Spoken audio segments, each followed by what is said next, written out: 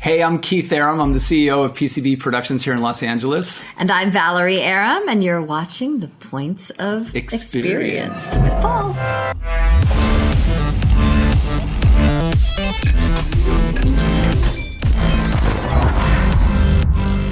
Two of the coolest human beings in this industry, Valerie and Keith Arem. This is going to let you guys know, preface this right now. This is going to be a part one of hopefully another part or parts with both of these fantastic human beings, because I just knew I wanted to talk to them together about their company, PCB, and all the fantastic work they do in video games, film, animation, everything. I mean, both of them have worked on so many great things. Most of you might know them from the Persona series or Call of Duty. The list goes on. They're just what I've worked on them with was the Lost Judgment series, the Kaito Files, and that was my first interaction with both of Keith and Val, and I just knew that they were kind of the top of the league of the directors and studios in this industry. A fantastic facility that they have out here in Los Angeles, and they just really care about this industry and the actors and everything that goes on. And we have a really fascinating conversation about how they're working behind the scenes to implement a lot of what they've been learning on the job with technology as it advances and the protection for actors. And for anybody here interested in either from like a directing or audio engineering or acting perspective, you have interest in those things, I think there's a lot to learn here, and hopefully more to learn as we continue our conversations. But truly, two amazing human beings who I'm always very blessed and privileged to work with when I get the chance to.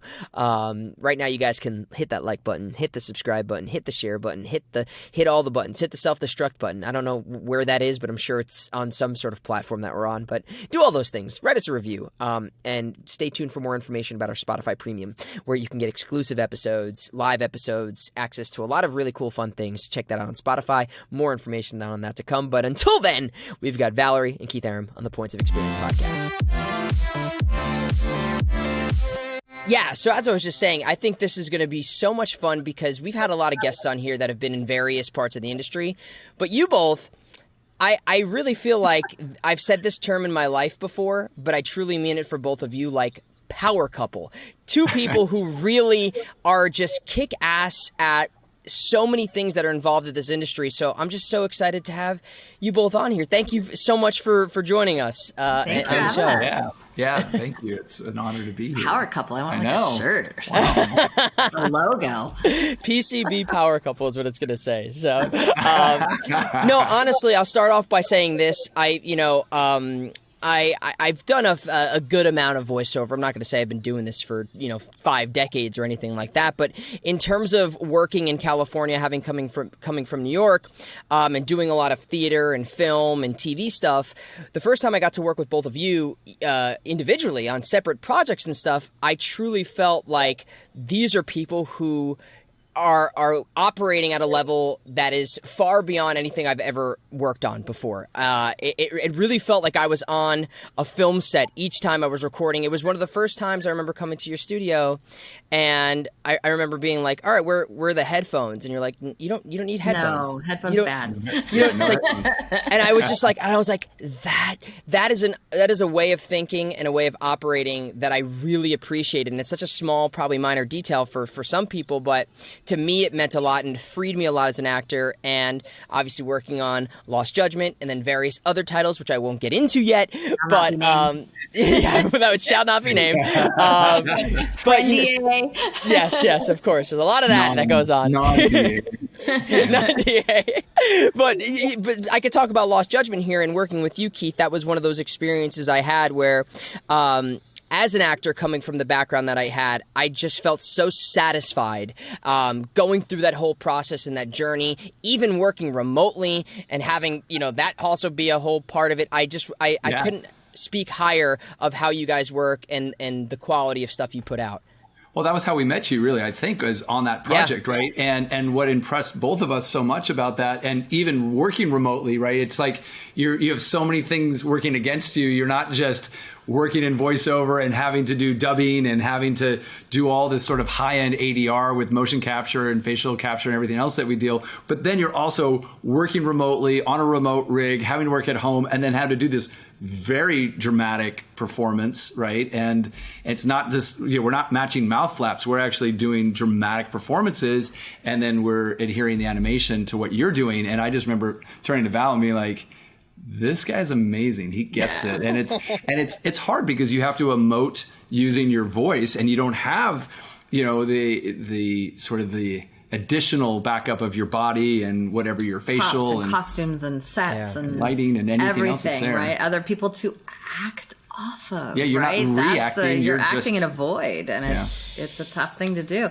And then there was the extra thing with COVID, with the delay on the rigs, right? Because it's real time, but it's not, because there's that couple second delay. So trying to talk to each other. Well, especially that, because like when you're talking with someone, there's like little micro feedback and little emotional ticks. When you're talking to someone, people naturally overlap with each other and they'll give feedback. And sometimes with the delay or the internet, someone's just kind of stoically kind of looking at the camera, and you're like, so you get that, and they're like, and then 3 seconds later, like, oh yeah, that's great. And they come to life, and you're like for that 3 seconds, it just felt like, did that actor really connect? Are they really hating on what I just said? And it has nothing to do with that, but it just, that kind of communication when we're doing such a nuanced performance is a challenge. And so now that everyone's coming back and restrictions are lightening up and people are, walking out of this nightmare that we've had for the past 3 years, I think they really appreciate the in-person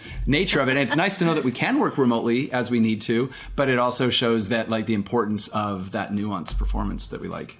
And you did it so phenomenally. I feel like, especially during that time, the height of like really the pandemic, a lot of uncertainty, things were just starting to record again after the studios were shut down.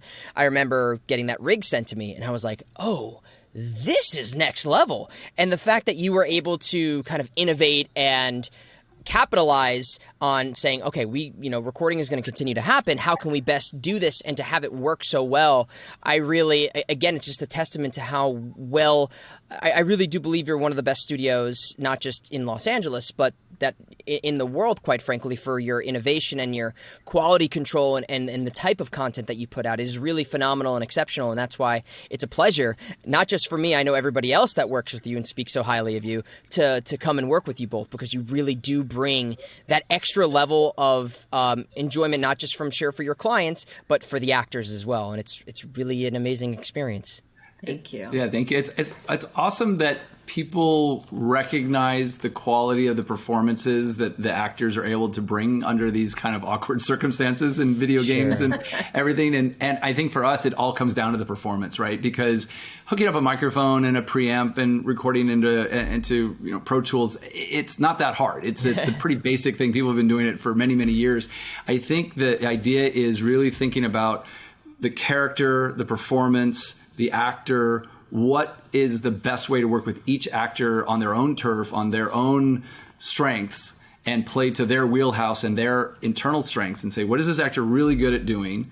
Where does this actor excel? They've already, auditioned, they got the part. We always feel that like 60% of a great part is just a great audition because the actor already is there. Now we're on set, or when we're recording in the studio, we're just making choices. We're not teaching that actor how to act. We're just saying, hey, we're all kind of going this way. This scene is amazing, but what if we kind of tweak it this way and we start to play with the performance?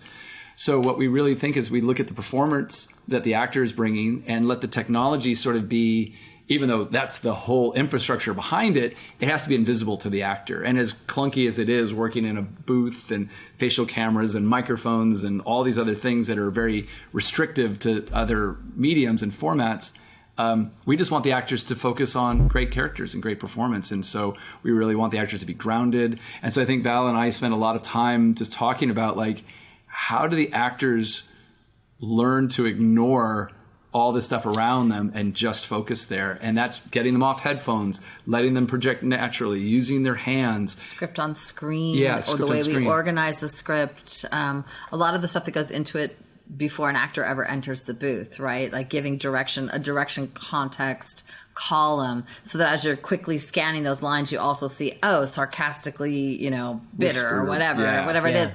So that it's, we're kind of placing you in this place so that you're like, if I'm, as opposed to acting here, you're acting here and you know your choices are, if I'm in this box, it's here or here, right? And it's kind of helping you define things so that you can really just focus on the acting when you're in there. And it empowers I think it empowers not only the actor, but it also empowers the writers and everyone else creatively, because games in particular are very much a team effort, right? It's not just the singular view of a director. It's sort of our job, if anything, is channeling everything from design and writing and programming and art and other things and the actors, and trying to put that all together and funnel that into a tangible performance, and then negotiating to get that performance and then get it recorded and put it back in the game and have it retain that integrity. And that happens 50, 75, 100 times an hour with every line of dialogue we do.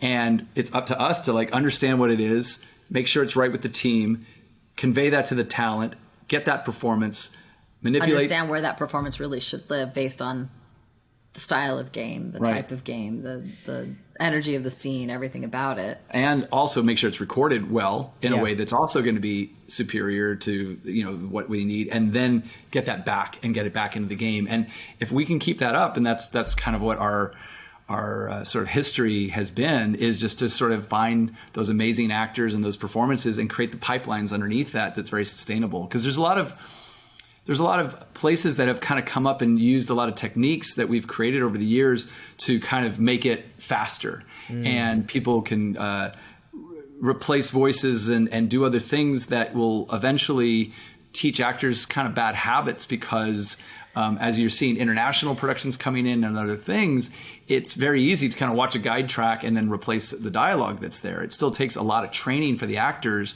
but if the actor doesn't come from a place of really a solid grounding, an actor can just learn to imitate or parrot a line without understanding the integrity behind it. And I think that as AI is coming and you're seeing all this automation starting to happen, I think you're going to start to see a lot of people who aren't as creatively motivated to say, well, why not just have the original actor just do it? We'll use AI and replace all the other voices. And why dub these things, right? Yeah.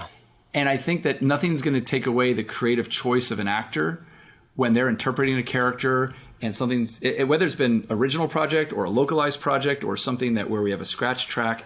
When you have an actor that's coming in to a studio environment, or we're on set if we're doing something for film or for motion capture, which we do a tremendous amount of as well, you have to respect what that actor is bringing and know, artificial intelligence AI will never, ever, ever take away those choices. Understand the human condition. Yeah. Yeah. It'll never understand that feeling. It'll never understand those things. But it'll get close. And so the problem is, and the risk that our industry is going to face over the next 5 to 10 years is that people will be like, it's okay, right? And if it's just okay, then people may not know. And I started in the music industry, and we had MP3s starting to be introduced when our albums were coming out, and we were using them to get them out to our fans and sending out MP3s and put them on websites so people could hear tracks and want to download the album, or before downloading became as big as it is. And I was talking to our label at Capitol and EMI, and I was like, guys, what's going to happen with these MP3s? Because there's no piracy controls. I mean, this is really going to spiral. And it's funny, the response I got back from the record label was that, we don't think this internet thing's really going to take off. We'll worry about that when we get there. Right. And so, and the problem is that people listen to MP3s and they're like, it sounds okay. It sounds pretty good. But if you actually listen to the difference between an uncompressed raw file that we do in the studio or something that's on an album versus an MP3, sure, there's a big difference, but a lot of people don't know. And so that's what I'm afraid of is going to happen with AI, is that it's a great tool, but it can't replace the choices that we all make as actors, as directors, as engineers. And so that's what I think we're fighting right now, is trying to say quality really matters. Yeah. And it's not just about the cost. It's not just about getting something out fast and cheap. It's trying to do something that really is going to make a difference, and it's going to, last the test of time. Because if we don't have quality, why are we all wasting our time? Yeah.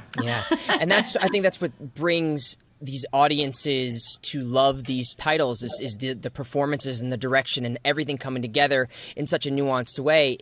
Bringing this up reminds me of something I saw recently was, the title World of Warcraft. There was, in the early iterations of that game, there was a lot of dialogue that was unvoiced. There was a lot of text for quests and missions and stuff. And there was a team that went ahead and created some sort of program to implement AI dialogue for all of those unvoiced things. And there was a huge reception of fans that were like, this is awesome. I can totally revisit all these things because of the AI. But I was listening to it and I'm like, this sounds so generic. There is no life. There is no soul and depth, but it's kind of a two-sided scale, because I think there's a lot of people, like you're saying, who are like, well, that's good enough. And some studios might say, if they're saying that's good enough, then that's fine enough for us. But then there's also the risk that is inevitable, where there is no soul, there is no nuance, and then everything becomes diluted, and it doesn't have the things that make it's hollow, and it doesn't have that element that makes things profound and transformative and life-changing. So it is a very interesting time right now, where we're at the precipice of, all right, where are some of these studios going to lean? Where are these people going to cut costs, and how is AI going to implement? So it's obviously with the writers and the strikes for that and their fights, it's a very interesting time for this conversation to be having. Well, and I'm afraid that it's going to blow back the wrong way, right? Because I think that if there's enough fear and enough hatred towards something that's there, that it might actually cancel it to the point of the fact that AI is actually very useful, and there's actually a benefit if it's used properly and as a tool instead of a replacement. Yep. And I think that's what we're all afraid of, is that, like, you look at, like, a concept artist will have some amazing ideas, and to use AI as a tool to say, well, if I want to take World War II and aliens and I want to put that together, and then suddenly you get these great concept things, like, great, now let me use that as inspiration to create something new, but not to replace my artwork, right? Yes. And I think that's the same thing here, like what your example is with, like, a text-to-speech sort of idea, is that on a huge production just last year, one of the actors was telling me that she was on a production, she was coming in, and they had temped in all of her lines with her own voice. What? And they used a text-to-speech with an AI that had captured samples from the game, put her in, and she came in and she said, that sounds like me. That's me. But, like, I wouldn't have made that choice. But she couldn't identify what was wrong. Yeah. She just knew it was off. And then they explained to her, oh, this is just temp. We're not going to do this. You're going to revoice all these things. But she was like, it wasn't bad. It wasn't good. Yeah. But it wasn't to the point where she could even figure out what was going on. Yes. I think it's somewhat like, when we look at really amazing, like, you'll be watching, like, a cinematic, and the CGI characters, like, they've got the pores and they look really beautiful, and you're like, wow, that is gorgeous. And then after a while, you're kind of like, but it's off. Yes. Like, the eyes aren't right, or like the uncanny valley. Your body picks up on that. Like, we're still so instinctually like, something's wrong with, something is not human about this, something is not right about that. I think it sets us on edge. To the nuance. We're really attuned to the nuance of that human condition. And I think that once it goes away, at first everyone's like, oh, that's really pretty. And then after a while, you're kind of like, I'm a little on edge about this. This doesn't feel right. It doesn't feel 100%. And I think what's going to happen over the next several years is that the technology is out there. We're not going to be able to fight it. I think that the problem is that if we fight too hard against it, then it's going to become... It's going to happen regardless, and it's going to become something where it's going to be fighting it as opposed to embracing it and saying, guys, we're in a world of technology right now where we can't stop it, but we can, I don't want to say regulate it because that sounds too bureaucratic, but the idea is that, like, we can get ahead of it and say, look, sure, it might take away books on tape. It might take away our GPS, opportunities for actors to say, well, hey, I really wanted to do that narration project. But what's going to happen is anytime you've had historically any industry, not just voiceover or actors or anything, but anything that requires a lot of skilled labor, that's very time intensive, a lot of very cost intensive, there will be people that will find ways to automate that. And you've seen that in manufacturing and other things. So the fact that it's come for everything from writing to music to dubbing especially, and these types of things, it's like, it's the way of technology and it's the way of the world. And if it gets into the hands of people who don't have the right morals or the right ethics, then what's going to happen is that then it's going to go free and it's just going to collapse those industries. And I think rather than us fight it in a way that's just going to be... We can't just say, no, Right. Because then they'll be like, fine, we'll just go over here and do it without you guys, and they're going to do it either way. They have so much. Everybody has so much money. Google and all these people have so much money invested in this that they're not just going to stop. And we've had a number of companies for years coming to us about this, and we're like trying to get ahead of it and try to understand it, to say like, hey, this is not just going to replace the actors. It's going to replace the directors. It's going to replace the studios. It will replace the engineers, the editors, everybody. So it'll affect a lot of industries. And it will happen. It has to, right? Because here's how it will happen.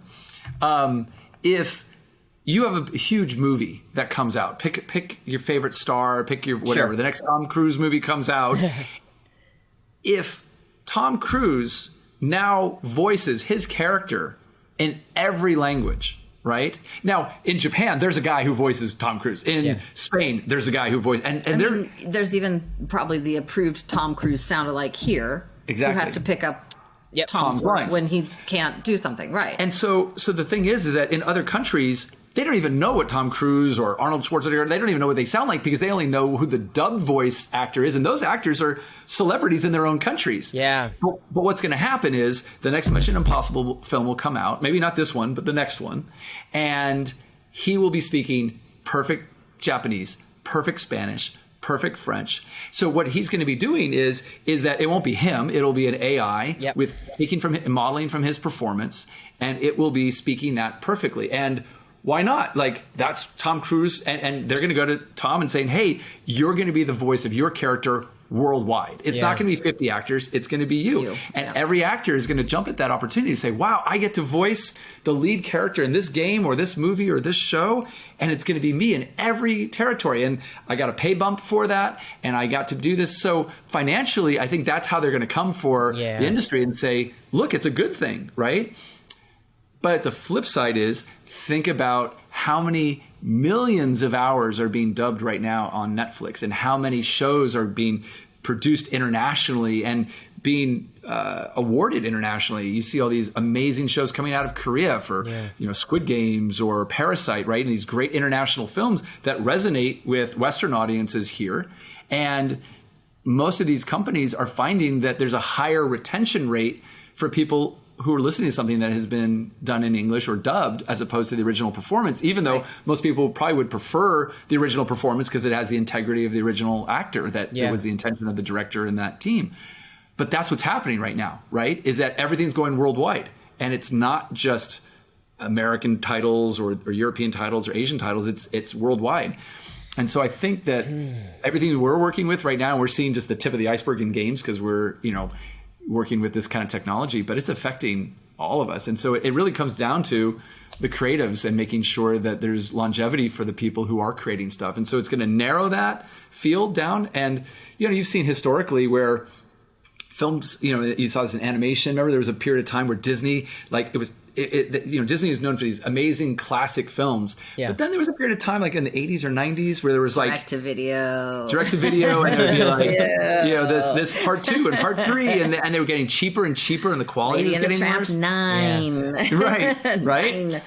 And I think that then suddenly someone came back with something amazing, like hand animated. Pixar came out and Pixar, did beautiful, right? like Toy Story hit that screen, and we were all like, what? And that brought the quality back up again, right? And so the cream will always rise to the top, but at the same time, there are people who will take an industry and then say, how do we go cheaper and cheaper and cheaper and cheaper? To the point where I think the audience kind of gets numb to it till someone wakes them back up again and says, hey, quality matters, right? Yeah. Performance matters. All these things matter. And so I'm hoping that within our lifetime and all the stuff that we're working with, that all the actors, there may be amazing a wave of it, but then there'll be people who come back and go, I just want a nuanced performance again. Yeah. There's filler feed, there's the stuff on your feed, but then I really want something to dive into again. It would be like, for me, it would be like if you went and watched The Shining and it was all AI generated. It would be Jack Nicholson on screen. It could even be his voice. But if it was all AI generated, you would miss, like if you go back and watch that movie on the big screen and you see what's going on behind his eyes, right? Yeah. You see the twitches and you see him thinking and you see the nuances that are so human. that's what made that performance truly terrifying. And what was interesting about that movie in particular, if you look at Kubrick wasn't designing for a small screen. He never intended his stuff to be on Netflix and on an iPad or watching on your iPhone. Yes. Like when you go back and watch that in the theater, and he's 60 feet tall. Yeah, it's designed for that, and that's how they would test it and mix it. And I think that creators and directors, we all have to work for the medium that we're working on.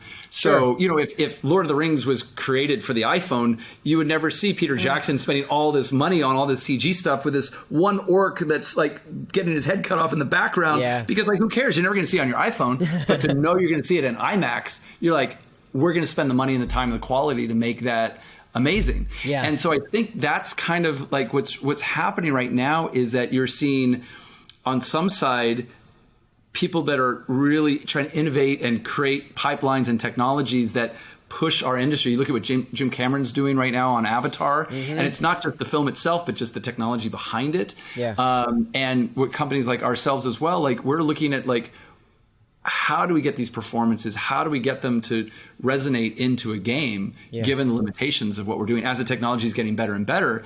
And then on the flip side is I think you also see some places where like, how do we get things cheaper and cheaper and faster into the masses?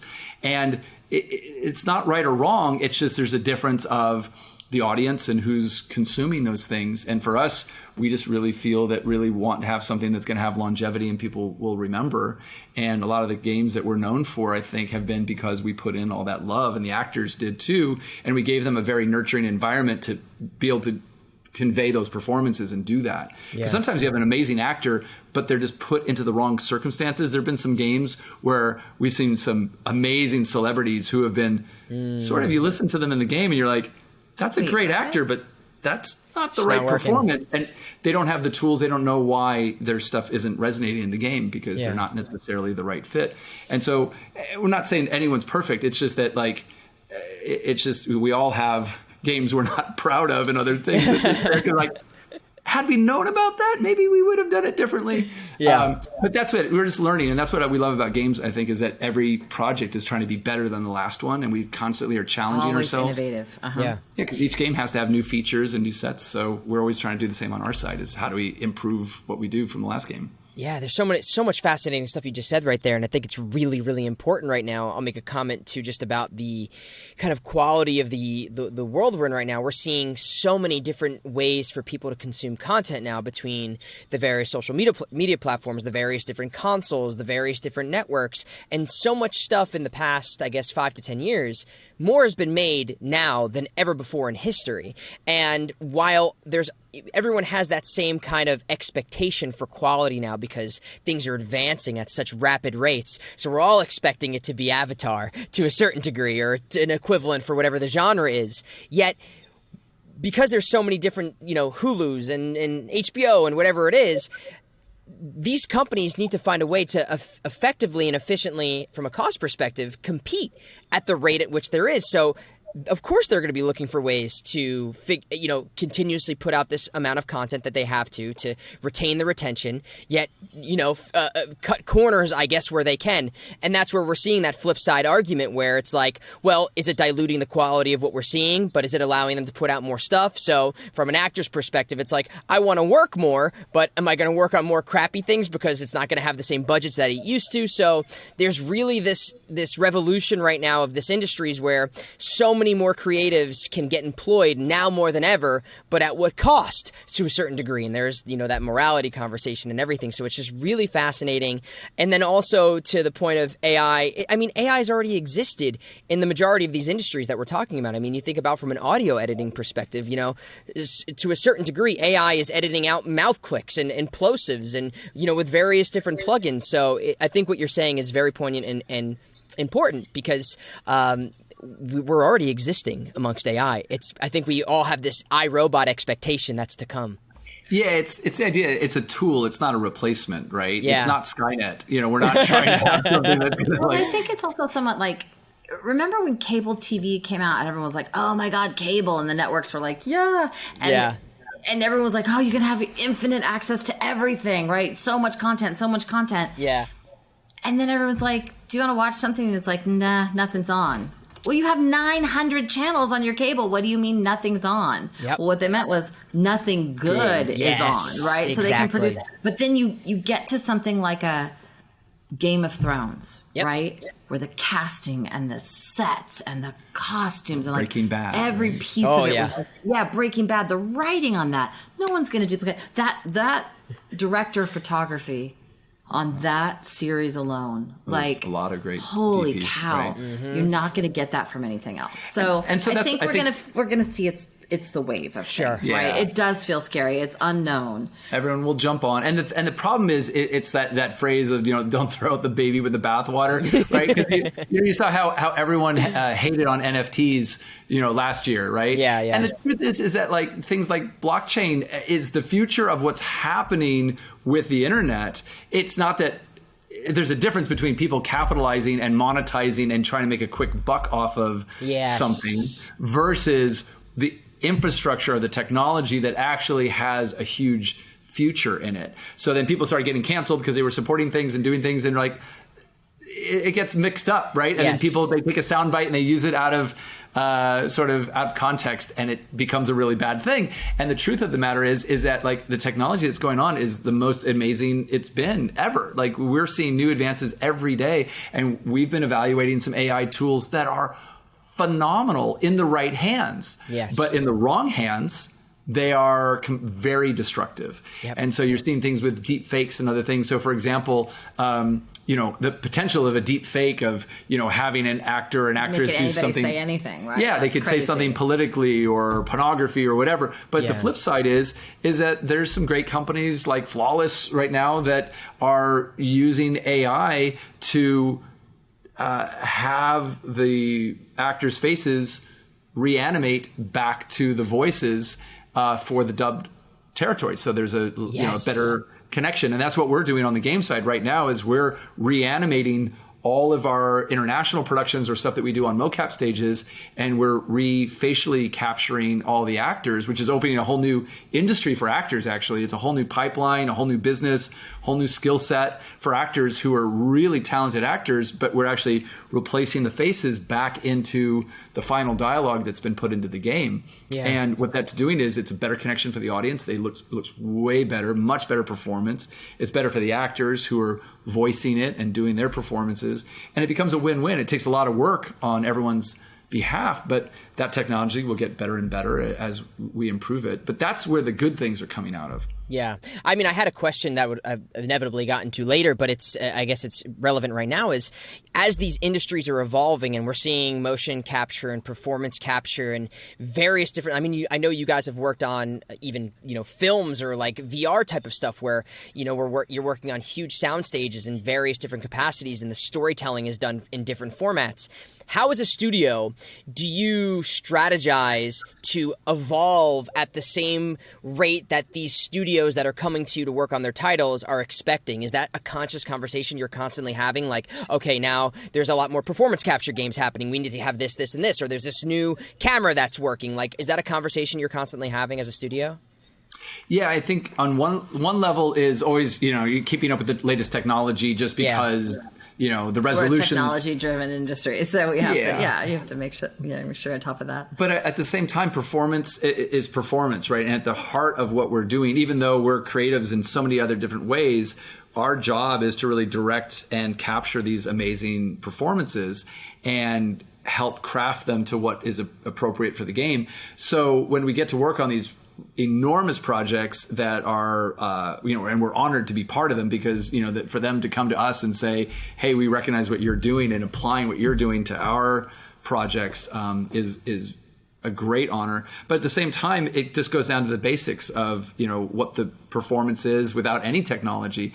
So I kind of feel that like the same conversation we talk about with AI is about the latest tool for the latest Pro Tools and the latest microphones and the latest preamp and the latest this. It's sort of like they're all tools to us, and there isn't any one end all be all tool that does everything. Yeah. You know, in our industry, some people say like, oh, like Pro Tools is amazing. It does all this. And it's like, it is amazing. We're one of the first people to create all the pipelines and use it here in Los Angeles. And now it's become a staple in every studio, but it doesn't do everything. It's great at doing X, Y, and Z. And we have 10 other tools that do these other different things. And I think that as a creative person to say, I don't understand the technology, that's someone else's job, I think is doing a big disservice to themselves, because if you don't understand what's happening, even if you don't use it, but you have to have a concept of how it's being used. If you don't understand how that tool is being used, you don't understand the application of where it is, then you're doing a disservice to yourself, because you're just kind of working in a void saying, oh, well, I'm giving that off to someone else to do it. Mm-hmm. And since we're such a collaborative industry and we all work together, and even as directors, like we're just one part of a much bigger machine. Yeah. Like we need to make sure that everyone, including our actors, our clients, our engineers, everyone is all on the same page. So a lot of these tools, we're constantly experimenting with new tools just to make it better for everybody, to take some of the heavy labor off and spend more time on the creative. Well, I think as the actor, I appreciate it, and I think the audiences really do appreciate it, because the quality and the products speak for themselves. My gosh, this is going to be the most, I'm going to make this comment now, it's going to be the most challenging podcast I've done, because there is so much I want to ask you, and I could have 2-hour podcasts with each of you, so I'm going to try and be as efficient as possible in respect of your time. So I want to make sure. Part 2. Yeah, we will have to do a part 2. How did each of you get kind of, and I'll say this from a broad perspective, because you both do so much involved in the industry. Where did you each get your bugs for wanting? Because I know, Keith, you said you started off doing music, and Valerie, I know, from an acting perspective, where did you each kind of get your bugs for? Okay, I'm going to pursue a career in the entertainment industry. I took dance lessons as a little tiny kid, 4 or 5 years old. And dance lessons were cool. And then recital came around, and they gave us these beautiful little bags, and you opened it up, and there was this sequined, sparkly, fabulous costume inside. Yeah. And I went, oh, I want to do this. I like sequins and fringe. Sign me up. I'm in. And I think that's really where the performance bug started with me, was that whole thing of putting on the special thing, going out on the stage, having the lights on you, preparing for it for so long, and having that perform. And I think that's where the bug sort of started for me. As a theater student too, right? And then I went into theater, and that just sort of led to like a lifelong passion for this. But I also grew up in a very, at the time, very small town in Tucson, Arizona, and there wasn't much culture, and there wasn't much theater, and there wasn't much to do in that world. But I was tall at a very young age and very tiny, and my mom put me into modeling. And that was just another aspect of that. And one day the director of the modeling agency came to me and she said, "You have a nice voice. Come in my office for a second." And I walked in her office, and she pushed play on a record on a little handheld cassette recorder. Yeah. You're dating yourself. And recorded my voice into the little, the microphone that plugged in. Yeah, I'm totally dating myself, a million years ago. Sure. And recorded this audition. And I was like, wait, what? What is this? And so that was my first experience. You want me to date me even further? It was for a film strip. You probably don't even know what a film strip is. I heard about those. Yeah, the dinosaur days, right? And literally, that was my first voiceover job. They've excavated a couple of those. Yeah. I was like 12 years old, and I did a film strip. How to ride the bus. We're the cool kids. We ride the city bus, kind of thing. And that was my first foray into that side of acting. And I was like, that's fascinating. Huh. But I think what's interesting is that you took all of your theater background experience and all that other side of things. And so then when we got into recording and directing, and instead of just working in the company, you actually could communicate all of that into the performance side. That's really where it changed. Very much informed me as a director, being, so the voiceover grew. I did my first one at 12. And then when I finally moved out here in my 20s, I started, games were beeps and blips and, zero memory on the cards, and they were very small. Yeah. And I remember the first games sort of coming out with dialogue and working on some of those titles.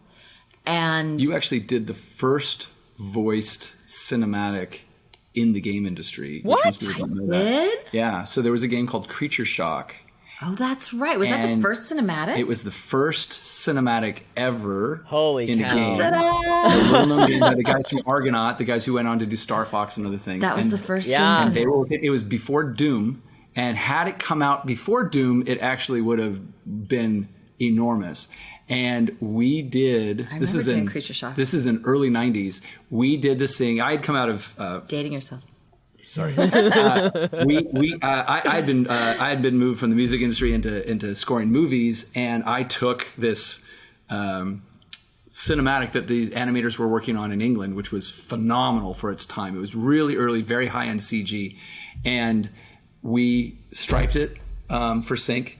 We did a full orchestral score. We did sound effects, and you did the voice of the ship. I remember that was doing that. the voice of the ship. And I was the audio director at Virgin at the time, and it was so crazy. No one had seen this in the industry that the president would bring in tours almost every day with all these international investors and other distributors and developers Into to the see audio wing? into the audio wing to see the cinematic that we had put together, because it actually had voice. Because back then you couldn't have voice in games. The PlayStation wasn't out yet. We were still doing stuff on PC and the early 3DO game system. So the early PC games could stream basic stuff, but it really couldn't do anything like that. And so this was one of the first cinematic. This was the first cinematic that was ever done. God, and who knew? And it was cool because it You was like, should. It was, and I don't even know where that game is. I haven't even seen that game in 30 years. We have a poster somewhere. Yeah, but that was the humble beginnings, right? And now it's like, well, we'd rather do it in-game real-time cinematics than any of these pre-rendered things. Yeah. But it's like that's where the technology goes. But that was really interesting because you were one of back when actors first started in games, when we were really doing this, because once CD-ROMs kicked in. Dating ourselves. Yes. But when CD-ROMs, that was really the big thing, because you could stream off of a disc. Yeah. And so the first voice actors were all cartoon actors. Mm-hmm. So the first game I ever directed was Rob Paulson, Tress MacNeille, Jim Cummings, Corey Burton, all the big Disney and Warner Brothers guys who are legends now. Yeah. Well, they were then too. But like that was my first experience because they're the only guys who were doing voiceover. That was like a cool thing. Tell them the first person you ever directed. Your first ever session directing, other than me. Tell them the first. I had started in music. I had started as a recording artist. I was in Biohazard and then Contagion. So I was working in studios all the time since I was 14. And then when I graduated from school, I signed with Capitol Records and I was touring. And the whole time we're on tour, we're playing video games.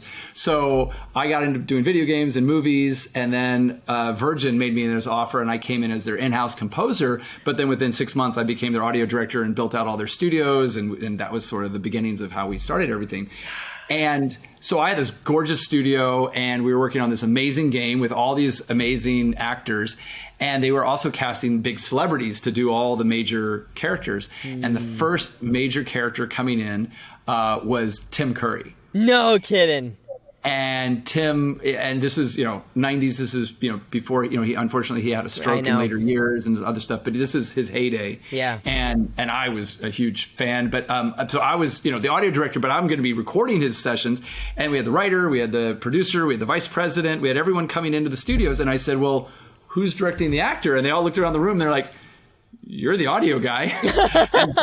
so literally the first actor I ever directed was Tim Curry.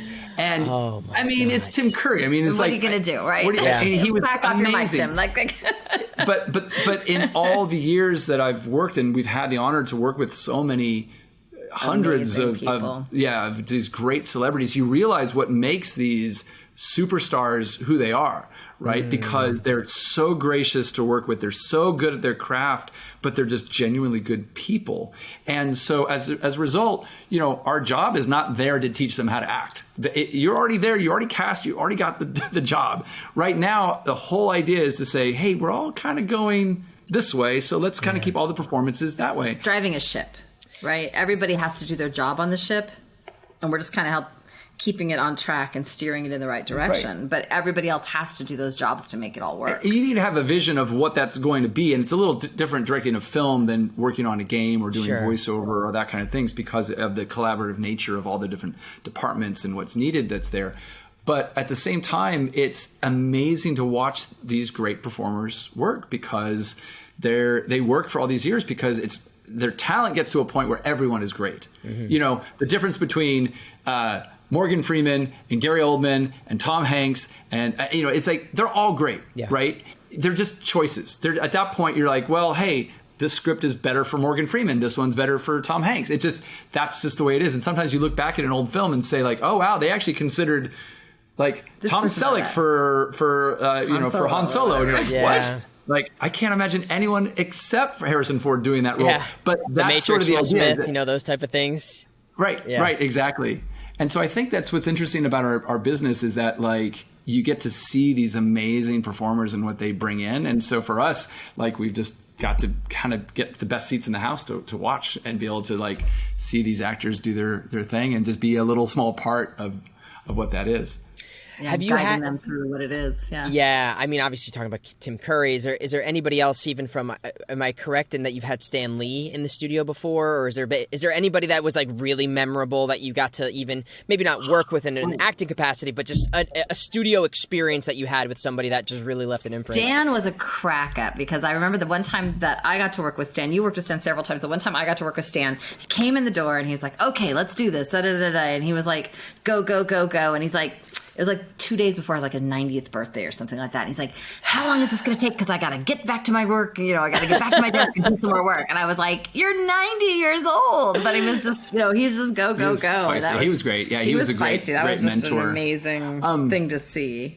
Yeah, it's amazing because like we're fortunate enough that like just about every week someone incredible comes through our doors because we're a private facility. So like people like working here because it's not like the traditional studios where everyone on the lot is there and everything else like that. They have to come to our facilities. They go and it's private. It's a much different experience, and I think it's a much more relaxing environment. So we get actors to kind of let down their guard and really deliver these performances. It's not a PR experience. They're there for the job. Yeah, right. Exactly. And a lot of actors they'll come after hours, or they'll stay late, or they'll come on weekends, or they'll do stuff just because it's all about the craft then, and it's not about doing the behind the scenes. We'll do those behind the scenes later. We'll stage those and we'll do something else that's there. But what's interesting, I think some of the most memorable experiences for me have been like Gary Oldman on Black Ops. Unbelievable just to see someone like that man work. Holy cow. Knows his instrument and knew what he was doing. We usually save a lot of our vocally stressful or the really heavy lines to the end because, as an actor, if you're just screaming for hours and doing something because we were working on Call of Duty, you'll blow out. Just by nature, your muscles and your cords, it just can't handle that much prolonged. So we kind of limit the sessions and organize them. And I remember talking to Gary at the beginning on Black Ops, and the beginning of the game is this huge prison break out of this Russian gulag, and he's screaming and he's rallying 200 prisoners to do this prison break, and he's fighting against Sam Worthington and doing this whole thing. And I'm talking to Gary, and I said, like, hey, like, we're starting off at full volume here, and later he becomes this inner voice and he's got this whispered stuff, and we're going to do some lower things, so maybe we'll start with the lower stuff and then we'll work our way into that. And he goes no, actually I'd like to start and go linearly through the story. And I'm like, that's great, but it's going to be loud, and I'm directing hundreds and hundreds of actors and all these soldiers doing thousands of lines, and pretty familiar with when someone's going to blow out. And he goes no, I understand. He goes I've done it before. I know my limits, and I know how to sustain it, and I get a sound that when I am torn up, I like that sound and I can sustain that.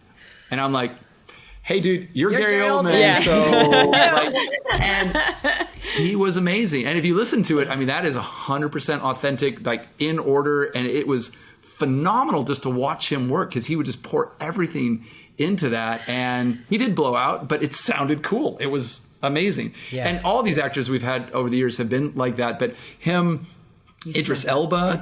Idris and Keith. I think I came in the room and they hadn't even started yet. And their sessions should have been over because they clicked on such a level. Yeah. And the two of you just sat. I came in, I was like, okay, great. It was great to have you. And Keith's like, we haven't even gone in the booth yet. I was like, what? I was like, all right, let me feed you dinner and then you guys can get started. It's so cool. You just get to meet the coolest people. It's a great industry because everyone's guard is down, because it's like on set or other things, like sometimes like there's a little bit of posturing, right? There's an expectation. There's a persona. There's a persona that's there. Yeah. No pun intended. Yeah.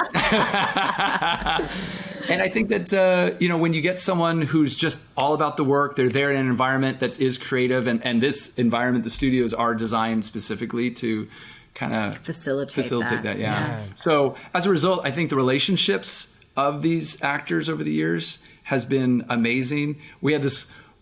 Michael Keaton came in, and I told my daughter at the time. I said, "Hey," she loves all these Tim Burton films, and I said, "Hey, Michael Keaton's coming in. And he's Beetlejuice, the original voice of Beetlejuice."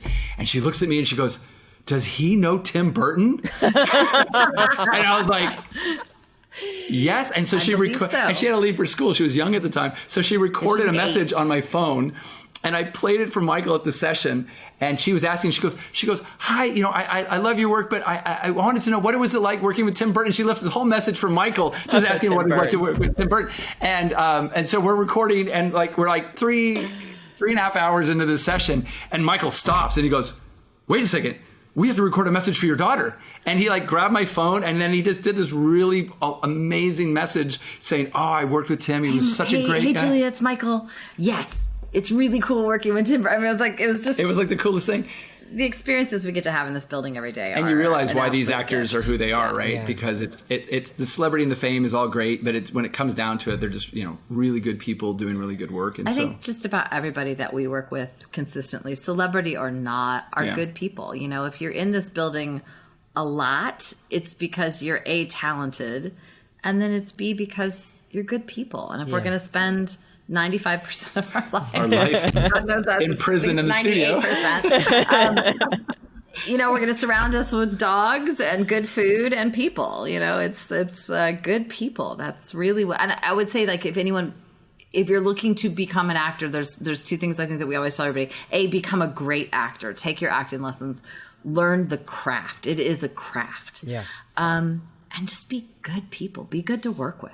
I think that's what's the big change you're seeing, is that people, the old ways of having to put up with the politics and the egos and that kind of stuff, that's gone. Like people don't want. No one wants that anymore. And sure, work becomes stressful, and people get focused on work, and we all have our days, But the idea is that every day, is really a gift, because you're getting to do what you love to do, right? Yeah. And and everybody just taking care of it. I mean, I love the voiceover industry specifically, because I find that differently from the on-camera industry, everyone very much takes care of each other. Yeah. And that's what it is. It feels like a giant family, and it feels like everyone has your back and everyone's taking care of everyone, and it's the way it should feel for the most part. And our industry's broken. I mean, there's problems with the technology and some of the contracts and other things. I think behind the scenes, what we're really focusing on is not just the performance itself, but on one level is, we want the technology to be there to facilitate these performances, but also on the education side, we really want to teach the actors about their business, how to work in these technology situations, how to understand to protect themselves, and be able to do that on a sustainable way. Yeah.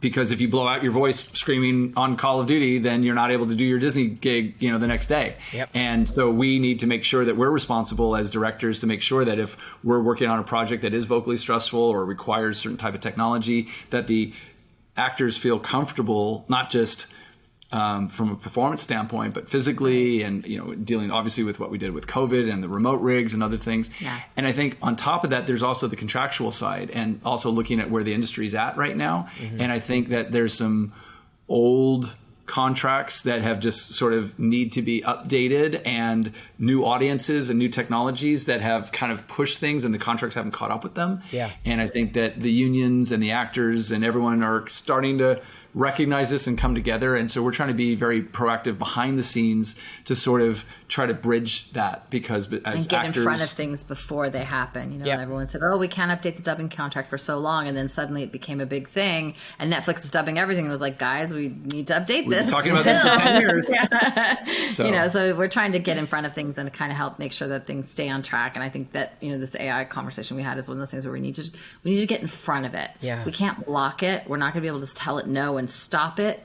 but we have to figure out how to get in front of it and work with it and make it work with us and for us, as opposed to destroying us. Because if we set it off to work on the side without us, then they'll work without us. It won't be destroyed, right? Yeah, no, and I have to say just thank you, because, and I've never felt more taken care of, especially when you're talking about vocally intensive stuff. I think there are studios that will take advantage of, for lack of a better way of saying it, desperate actors or disposable actors, you know, that they'll say, I need you to scream for 4 hours straight. And that's what I'm, you know, and a lot of actors don't look out for themselves. But so I think it's very important what you guys are doing. And we really appreciate it going on behind the scenes. But also, even just regarding these conversations, that's why I think they're so important, especially with things like AI. It's like, it is inevitable. And a lot of people, I feel, are afraid of having certain conversations when that only is going to lead us down this path of silence that will eventually lead to the impending doom that everybody is fearing, where it's like, no, we have to have these conversations. So I appreciate you having this conversation, because a lot of people are scared to sit on any side of any fence because they're afraid by saying one thing and then it's, you know, contradictory to another. But if we don't have conversations about these things, we don't have conversations about these contracts, then we have no progress. We have no middle ground. We have no compromise, especially with these unions and these studios. And, you know, we're seeing right now with the writers, and we're seeing that inevitably with the acting unions right now. It's like things are getting ahead, you know, things are happening so fast, and a lot of people are just sitting back. And then when things come to a head, it's like, now nobody works because we've not done the work beforehand. So we haven't dealt with it. Yeah. And it's interesting because you see like how the Directors Guild has worked historically, and they're like, hey, we've got a contract negotiation coming up next September. Why don't we get it out of the way now so we don't get there? And some of the other ones have like, hey, that contract just expired, so let's strike. You know, it's like, hey guys, let's like kind of bridge the gap between here. And rightfully so. Like, a lot of the unions, people think that the unions are there to get them work. And they're really not. They're really collective bargaining agreements. These are like overall contracts that so every talent doesn't have to negotiate every time they do a project. It's like a collective agreement that we all agree to on both sides of everything. We're kind of in the middle of that, and that's why we're kind of a unique place, because our clients are the ones who are hiring us to do stuff, and then we're there tasked to work with the talent and be able to bring them. And we're also talent ourselves. Both sides coming back. So yeah, we kind of have to. I mean, 3 out of 4 members of our household are SAG carrying, card carrying members, and the 4th one is eligible. So, we have interest on both sides there of keeping everybody happy and safe. Yeah, I think long term it really is it's just sort of this combination of the technology allowing us to grab this in a healthy way, right? The education of knowing how to work with it and being informed of the good and the bad and understanding how to work with it and how to manage that business. And then on the last side is, managing the contracts and making it sustainable so everyone can make a living out of doing it. And it's not disproportionate on one side or the other. And so I think that little triangle is kind of our life's mission. And with our company, people know us for all the fun games that we've done and in the movies and animation and other things. But really behind it, if people look back at us, and this is our 23rd year in business just as PCB. And I think, the things we're most proud of is just like the difference we've made with just the community and just being able to give back to everybody and really help our industry kind of thrive. Yeah, it's so important. Sustainable careers, I think, is one of the important things that, you're just talking about, is being able to do this sustainably. And, things can get unregulated very quickly and people can take advantage of really quickly. So it's important to have people fighting for that. I want to also ask too, because you've worked with such great companies, you've worked on such some of these great titles across all of the genres of entertainment, particularly with like the studios like RGG or Atlas. How did those relationships come about, and what is and just from like a PCB kind of from start to finish, what is like the process between you getting hooked up with one of these companies, and then like what is the process from, all right, we're hiring you to do this, then what is like kind of the shorthand version of, all right, this is all that needs to be done until we're completed, PCB is done with the project? Yeah, that's quite the challenge. And by the way, I should mention that we have a session that starts in 1 minute. But let's answer this, and let's schedule a part 2, because I think that's like the tip of where we'd love to talk about. But to give you that, as our company is very unique because I started working for all the major corporations. I worked for EA and for Virgin for almost 7 years, and saw prior to PCB. Yeah, before PCB, and that was sort of getting understanding of how the business was running even back then into where it is now. And in starting our own company, because the amount of time it takes and the love and effort we needed to put into these projects, we didn't want to become an hourly project studio where people could just call us up and say, hey, how much is it to record my demo? Or, hey, how much are you per hour? Like, we're not that kind of studio. Like, we don't do hourly recordings here. We block our stuff out for days or weeks or months or years for our clients. And so as a result, our studio became referral only. And so we didn't advertise. We don't have any advertising. We do have a website, but that's about it. And even through the website, we don't put up our address. We don't put up our phone numbers. We just put together a form. And it's not we're trying to be prude and trying to be like, you know, this snobby kind of exclusionary. Sure. It's like mightier than now. Yeah. We just really wanted to make sure. I am going to be in the Guinness book, you know. First in that. Fair enough. Sure.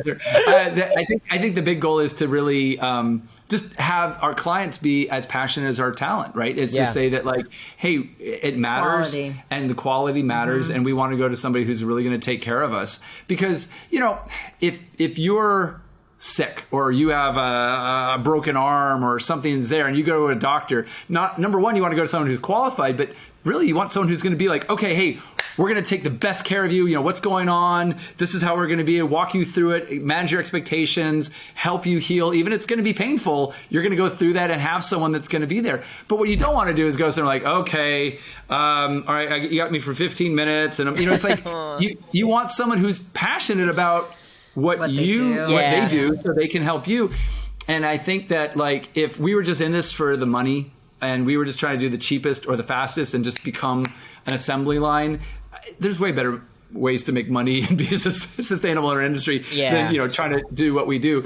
But when you have the clients that we do, and we've had and we are so thankful for. And we've worked with these companies for decades, right? And so what's nice is that you're always learning and you're always getting better. And you're like, oh man, like if we only knew this, like, well, on the next one, we know better. I mean, even today, we have this project. It's probably the most technically advanced project I've ever worked on. It's like so challenging. We've been working on it for almost a year.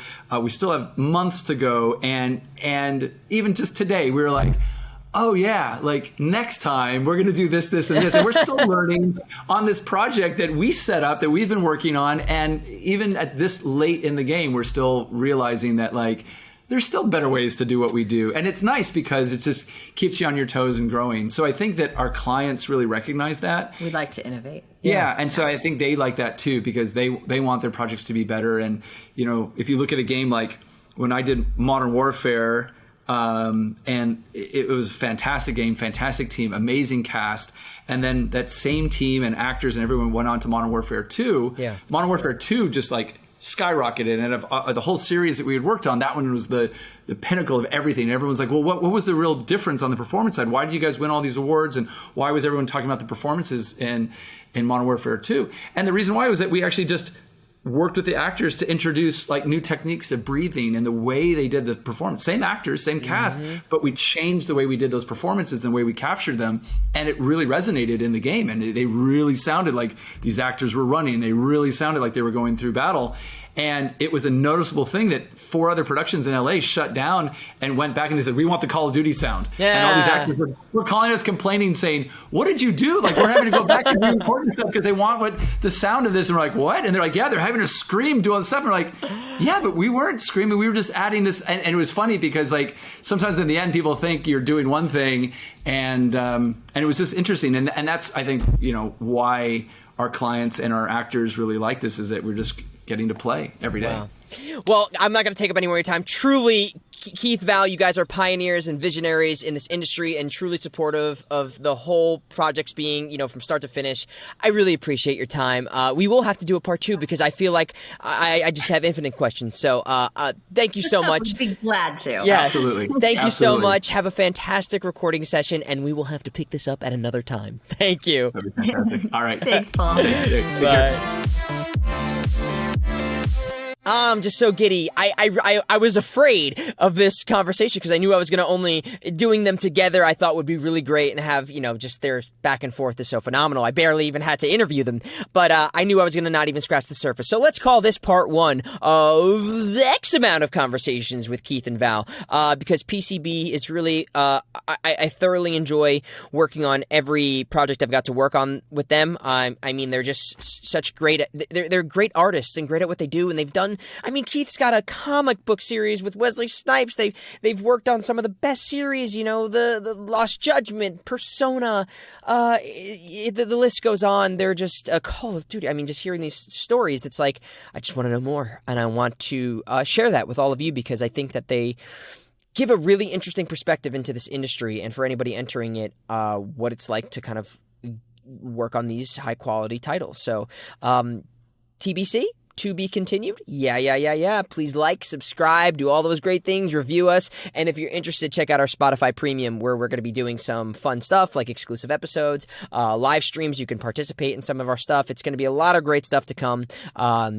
It's there, but, we'll be rolling that stuff out as it comes. So stick around for the second part, but we'll have more episodes probably in between that. So love you guys. Appreciate you. And I'll see you on the next one.